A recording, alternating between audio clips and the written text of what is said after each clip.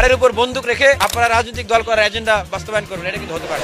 অনেকেই বলতেছেন আওয়ামী লীগ আর বাংলাদেশে ফিরবে না। আরে ভাই, আওয়ামী লীগকে কি নিষিদ্ধ করছেন? আওয়ামী লীগের রাজনৈতিক কর্মকাণ্ড নিষিদ্ধ করছেন? আগামী নির্বাচনে আওয়ামী লীগের অংশগ্রহণ করাটা কি নিষিদ্ধ করা হয়েছে? হয় নাই। আগামী ইলেকশনে তো আওয়ামী লীগ, যারা নতুন ছাত্র সংগঠন করেছেন তারাই তো আসলে বাংলাদেশের সকল ছাত্রদের প্রতিনিধিত্ব করেন না। আর অনেক ছাত্র সংগঠন, ছাত্র অধিকার পরিষদ আছে, ছাত্র দল আছে, ছাত্র শিবির আছে, ছাত্র ফেডারেশন, ছাত্র ইউনিয়ন, এরকম অসংখ্য ছাত্র সংগঠন আছে যারা বাংলাদেশের শিক্ষার্থীদেরকে নিয়ে কাজ করে। সুতরাং একটা গ্রুপ, একটা অংশ যারা আন্দোলনে ছিলেন, তাদের অনেকেই সামনের সারিতে ছিলেন, তারা একটা রাজনৈতিক ছাত্র সংগঠন প্রকাশ করতে গেছেন। সেইখানে তাদের মানে অব্যবস্থাপনা বা তারা কোনো মানদণ্ড তৈরি করতে পারে নাই, আদর্শ মানদণ্ড, যেটার কারণে তাদের ভিতরে অভ্যন্তরীণ কোন্দল হয়েছে প্রাইভেট সহ অন্য যারা ছিলেন তাদের সাথে। আমি মনে করি না সামগ্রিকভাবে এইটা আসলে আমাদের প্রাইভেট বা পাবলিক বিশ্ববিদ্যালয়ে যে ছাত্র বা শিক্ষার্থীরা আছেন, ভাই বোনরা আছেন, তাদের ভিতরে এইটার কোনো একটা ইম্প্যাক্ট করবে যে তারা আবার পাবলিক প্রাইভেট মারামারি কাটাকাটি বা একটা সহিংসতা বা একটা স্নায়ুযুদ্ধের দিকে যাবে। এইটার ইম্প্যাক্ট সেখানে কোনোভাবেই করার কথা না। এইটা ওনারা জাস্ট একটা ছাত্র সংগঠন করতেছেন, ওনারা ছাত্রদের প্রতিনিধিত্ব করবেন, কিন্তু সমগ্র বাংলাদেশের ছাত্রদের ভিতরে এটার একটা ইম্প্যাক্ট পড়বে এটা মনে করি না। তবে হ্যাঁ, ইম্প্যাক্ট যেটা পড়বে সেটা সকল ছাত্রদের কাছে এটা হলো যে নতুন যে একটা প্রত্যাশা সবার কাছে, সেই নতুন প্রত্যাশার আশায় ঘুরেবালি পড়বে। তারা আহত হবেন, কষ্ট পাবেন যে হ্যাঁ, যে এই অভ্যুত্থানের যে স্পিরিট, সেই স্পিরিটকে ধারণ করে বলে যারা মনে করছেন, তারা কেন এই ধরনের কার্যক্রম করছেন? তারাও কি তাহলে ক্ষমতার জন্য উন্মাদ হয়ে গেলেন? তারাও কি ছাত্রলীগের মতো ক্ষমতার জন্য পাগল হয়ে গেলেন? তাহলে বিশ্বাস করবো কাকে? দেখেন, 5 আগস্টের আগ পর্যন্ত সবারই কমন ইন্টারেস্ট ছিল শেখ হাসিনার পতন। যারা সাধারণ মানুষ ছিলেন, আহত হয়েছেন, অনেকে শহীদ হয়েছেন, যারা রাজনীতি করেন না, সরাসরি রাজনৈতিক দলের সাথে যুক্ত না, তাদের অনেকেই কিন্তু নিজ নিজ জায়গায় ফিরে গেছেন। কিন্তু যারা রাজনীতি করে আসছিলেন বা যারা রাজনীতি করবেন, তাদের কাজটা কি? রাজনীতি কেন করে ভাই আমাকে বলেন তো? রাজনৈতিক দল কেন বানায়? কেন? ক্ষমতায় যাওয়ার জন্য। তাহলে 5 আগস্টের পরে প্রত্যেকটা স্টেপ, প্রত্যেকটা ঘটনা ঘটেছে, প্রত্যেকটা সেকেন্ড অতিবাহিত হয়েছে ক্ষমতায় যাওয়ার জন্য, ক্ষমতার প্রতিযোগিতা। যেখানে আমাদের মাননীয় প্রধান উপদেষ্টার উচিত ছিল সকল ছাত্র সংগঠনগুলোকে, শক্তিগুলোকে সাথে নিয়ে অভ্যুত্থানে অংশগ্রহণকারী একটা জাতীয় ছাত্র কাউন্সিল করে দেশ বিনির্মাণে কাজে লাগানো। সেইটাকে না করে উনি একটা নির্দিষ্ট গ্রুপকে রাজনৈতিক দল করার জন্য সাপোর্ট দিয়েছেন, যে কারণে কিন্তু একটা বৈষম্য বিভেদের তৈরি হয়েছে। এবং জাতীয় পর্যায়ে কিন্তু জাতীয় ঐক্যের একটা সরকার গঠন করা ওনার দায়িত্ব ছিল, যেটা প্রত্যেকটা দেশেই গণ অভ্যুত্থানের পরে হয়। সেটা না করার কারণে কিন্তু জাতীয় পর্যায়ে কিন্তু একটা অসম প্রতিযোগিতার জায়গা। আপনি যেই প্রশ্নটা করলেন যে তাহলে এই মুহূর্তে আসলে এই যে পরিস্থিতিটা আসলে মানে এখানে আমাদের কি করণীয়? এই পরিস্থিতিতে আমাদেরকে একটাই অপশন আসে, জাতীয় ছাত্র কাউন্সিল করা, সব ছাত্র সংগঠনকে সাথে, সেটা মাননীয় প্রধান উপদেষ্টা সরাসরি তত্ত্বাবধানে। এটি যদি না করা হয় তাহলে এই ছাত্র সংগঠনগুলোর ক্ষমতার অসম প্রতিযোগিতা বাড়তেই থাকবে। আপনি যদি প্রশ্ন করেন যে মারামারি কাটাকাটি কেন করতেছে, দেখেন কেন করবে না? রাজনৈতিক দল গঠন করাই তো হলো ক্ষমতায় যাওয়ার জন্য, ক্ষমতার প্রতিযোগিতার জন্য। প্রত্যেকটা জিনিস ইন্টারেস্টের কারণে হচ্ছে, এটা তো স্বাভাবিক। কিন্তু এটার সুষম বন্টন করা বা সবাইকে ঐক্যবদ্ধ বা নিয়ন্ত্রণে রাখার দায়িত্ব আমাদের মাননীয় প্রধান উপদেষ্টা। এখন একটা কথা আমাদের মাননীয় প্রধান উপদেষ্টাকে হয়তো বোঝানো হচ্ছে যে শুধু বৈষম্যবিরোধী ছাত্রদেরকে ডাকবেন, কেননা তারা একটা মানে ফেস বা অংশগ্রহণ, এই আন্দোলনে অংশগ্রহণের গুরুত্বপূর্ণ দায়িত্ব পালন করেছে। কিন্তু বাকি ছাত্র সংগঠনগুলো ডাকতে হবে না। কেন হবে না? তাদের মূল দলকে ডাকলেই হয়ে গেল, তাহলে ছাত্র সংগঠনকে কেন ডাকতে হবে? দেখেন, আমরা 5 আগস্টের পরে কি বলতেছি? আমরা বলতেছি যে দলীয় দাসত্ব ও লেজুর ভিত্তিহীন আমরা ছাত্র রাজনীতি চাই। তাহলে ছাত্র সংগঠনগুলোকে আবার যদি এইভাবে ট্যাগ করা হয় যে মূল দলকে ডাকলেই ছাত্র সংগঠনগুলোকে ডাকা হবে, তাহলে এটা উল্টো আরও মাননীয় প্রধান উপদেষ্টার জায়গা থেকেই লেজুর ভিত্তিক রাজনীতিকে প্রমোট করা হচ্ছে না? যে সেটা ভাঙার জন্যই তো আমাদের উচিত মাননীয় প্রধান উপদেষ্টা সব ছাত্র সংগঠনের নেতৃবৃন্দকে ডাকবে, গাইড করবে, পরামর্শ দিবে লেজুর ভিত্তিহীন ছাত্র রাজনীতির জন্য এবং স্টুডেন্ট ফ্রেন্ডলি ছাত্র রাজনীতির জন্য। উনি বলবেন না, এটা তো ওনার দায়িত্ব। আমরা শুধুমাত্র ছাত্র দলকে দোষ দিচ্ছি যে কেন তারা অস্ত্র নিয়ে শোডাউন দিচ্ছে, ছাত্র শিবিরকে দোষারোপ করা হচ্ছে। আজকে বৈষম্যবিরোধী ছাত্র আন্দোলনের যে কার্যক্রমগুলো আমরা দেখলাম, হ্যাঁ, তাদেরকে দোষ দিচ্ছি। কিন্তু সবার অভিভাবককে, সবাই তো গণ অভ্যুত্থানে অংশগ্রহণ করেছিল, সবার মাননীয় প্রধান উপদেষ্টা তো সবার উপদেষ্টা। তো উনি কি দায়িত্ব পালন করতেছেন? উনি কাউকে কোলে তুলতেছেন, কাউকে পায়ে ঠেলতেছেন, তাহলে তো এই ধরনের পরিস্থিতি হবে।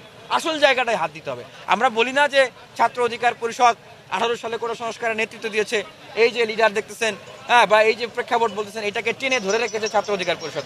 জেলে গিয়েছি, আবার বিশ্ববিদ্যালয়ে এসে প্রতিবাদ করেছি, জেলখানা থেকে এসে সরাসরি হাসপাতালে গিয়েছি, আবার হাসপাতাল থেকে এসে সরাসরি বিশ্ববিদ্যালয়ে প্রতিবাদ করেছি। এই যে ধারাবাহিক একটা অগ্নিস্ফুলিঙ্গের যে স্রোত, প্রতিবাদের স্রোত, এটাই কিন্তু লক্ষ লক্ষ কোটি কোটি ছাত্রদেরকে অনুপ্রেরণা জুগিয়েছে, সাহসী হতে শিখিয়েছে। এখান থেকে কিন্তু লিডার তৈরি হয়েছে। এবং এই যে 24-এর গণ অভ্যুত্থান, আমরা ক্রেডিট নেওয়ার জন্য কিন্তু অভ্যুত্থানে অংশগ্রহণ করি নাই, জাতীয় স্বার্থে করেছি, আমরা কিন্তু কখনো বলি না, কিন্তু বাস্তবতার প্রেক্ষিতে এখন বলতে হচ্ছে। কেন্দ্রীয় কমিটি সহ বৈষম্য বিরোধী বিশ্ববিদ্যালয়, কলেজ, জেলা কমিটিগুলো আপনারা দেখবেন ছাত্র অধিকার পরিষদের পদধারী নেতারাই বিশাল একটা অংশ আছে।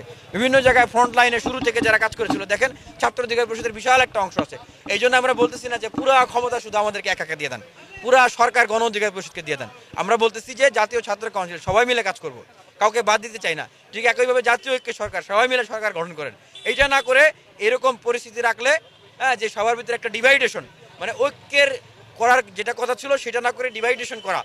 এবং বৈষম্য বিরোধী আন্দোলনের নেতারা শুরুর দিকে যে কথাগুলো বলতেন যে আমরা সবাইকে নিয়ে কাজ করবো, আমরা রাজনীতি করবো না, আমরা অরাজনৈতিক, সবাই আমাদের কাছে আসেন, আমাদের সাথে বসেন, নাগরিক কমিটি করলাম, আমরা সবার সাথে আলোচনা করবো, সবাইকে নিয়ে আগাবো, সবাইকে নিয়ে সংস্কার করবো, এইটা বলে এখন ঐক্যের কথা বলে তারা কিন্তু এখন বিভাজনের রাজনীতি করতেছে, উস্কে দিচ্ছে বিভাজনকে। এবং এই দায়িত্বটা কিন্তু আমাদের কিন্তু বারবারই নিতে হবে, আমাদের মাননীয় প্রধান উপদেষ্টা সহ অন্যান্য উপদেষ্টাদেরকে। আমি এই জন্য এই অনুরোধটা জানাচ্ছি যে মাননীয় প্রধান উপদেষ্টা, আপনি আপনার তত্ত্বাবধানে, সরাসরি তত্ত্বাবধানে একটা জাতীয় ছাত্র কাউন্সিল গঠন করেন, জাতীয় পর্যায়ে জাতীয় ঐক্য সরকার গঠন। আপনি আহ্বান জানান যারা সংস্কার চায়, বিশ্ববিদ্যালয়, কলেজ, ক্যাম্পাস, যা দেশের গুণগত পরিবর্তন চায়, তারা থাকবে আপনার সাথে। আর যারা ক্ষমতার জন্য পাগল হয়ে গেছে, উন্মাদ হয়ে গেছে, তারা হয়তো আপনার সাথে থাকবে না। কিন্তু জাতি দেখুক কারা থাকে কারা না থাকে, আমাদের কোনো আফসোস নাই, জাতির কোনো প্রশ্ন থাকবে না। কিন্তু এটি না করলে কিন্তু জাতি আপনাকে নিয়ে প্রশ্ন করবে। কারণ বলা হয় যে আপনারা জাতীয় ঐক্য সরকার করতে গেলে অমুক দল বাধা দেয়, আপনারা আওয়ামী লীগকে নিষিদ্ধ করতে গেলে অমুক দল বাধা দেয়, আপনারা এটা করতে গেলে অমুক দল বাধা দেয়, তমুক দল বাধা দেয়। এটা আমরা পাবলিকলি দেখতে চাই যে কারা আসলে অংশগ্রহণ করতে চায় না, এটা আমরা পাবলিকলি দেখতে চাই। কারণ কারো ঘাড়ের উপর বন্দুক রেখে আপনারা রাজনৈতিক দল করার এজেন্ডা বাস্তবায়ন করবেন, এটা কিন্তু হতে পারে না। এখানে আমি প্রকাশ্যেই বলতে চাই, বাংলাদেশ জাতীয়তাবাদী দলের উপর বারবার এই ব্লেমগুলো দেওয়া হয়েছে। তারা রাষ্ট্রপতির পদত্যাগ চায় নাই, তারা জাতীয় ঐক্য সরকার চায় নাই, তারা আওয়ামী লীগ নিষিদ্ধ চায় না, এই চায় না, সেই চায় না। এখন কথা হলো সংবিধান সংস্কার চায় না। তাহলে বাকি যারা আন্দোলনে অংশগ্রহণ করেছেন, আপনারা কি তাদেরকে একবার বলছেন যে আসেন আপনাদেরকে নিয়ে আমরা অন্তর্বর্তীকালীন সরকার বা জাতীয় ঐক্য সরকার গঠন করি? যারা চান তাদেরকেও তো নেন নাই। কেন নেন নাই? 21টা উপদেষ্টা আপনারা, তার ভিতরে বেশিরভাগই হচ্ছে মানে রাজনৈতিক অভিজ্ঞতা নাই, প্রশাসনিক অভিজ্ঞতা নাই, আবার অনেকেরই হচ্ছে ফিটনেস নাই। স্বরাষ্ট্র মন্ত্রীকে দেখলাম যে উনি ঘুমাইতেছে, আপনার হচ্ছে ইন্টারভিউ দিতে গিয়ে টুপ পারতেছে। তো উনি যদি স্বরাষ্ট্রমন্ত্রী হয়, আমি তো চ্যালেঞ্জ করে বলতে পারি, উনার জায়গায় যদি আমাকে স্বরাষ্ট্রমন্ত্রীর দায়িত্ব দেওয়া হয়, আমি উনার চেয়ে 1000 গুণ ভালো দায়িত্ব পালন করতে পারবো। আমি বলতেছি না আমাকে স্বরাষ্ট্রমন্ত্রী বানায় দেন, উনার জায়গায় যদি আমাকে দেওয়া হয়, আমি উনার চেয়ে 1000 গুণ ভালো দায়িত্ব পালন করতে পারবো। উনি তো প্রথমত শারীরিকভাবে আনফিট, কাজের সময় ঘুমায়, আর দ্বিতীয়ত হচ্ছে এই যে অভ্যুত্থান, গণ অভ্যুত্থানে যারা ফিল্ডে থেকে কাজ করেছে, যারা অভ্যুত্থানের হার মস্তি মজ্জাকে ধারণ করে, তাদের অ্যাকশন রিয়াকশন যেরকম হবে, ওনাদের অ্যাকশন তো এক হবে না। আমি সেক্ষেত্রে দেখেন যে আসিফ মাহমুদ, হ্যাঁ, আমি ওনারও অনেক কিছু সমালোচনা করি, কিন্তু প্রশংসা তো করবো অবশ্যই। হ্যাঁ, ওনার কার্যক্রম দেখেন, মানুষের কাছে একটা বিপ্লবী মানে ভাবমূর্তি বা একটা অ্যাটিটিউড, আপসীন, হ্যাঁ, মানে বিষয়গুলো কিন্তু ফুটে ওঠে। তাহলে অন্যদের ভিতরে সেটা কেন ফুটে ওঠে না? কারণ অন্যদের ভিতরে তো সরাসরি সেই অস্থি মজ্জার ভিতরে সেই জিনিসগুলো নাই। আছে কাদের ভিতরে?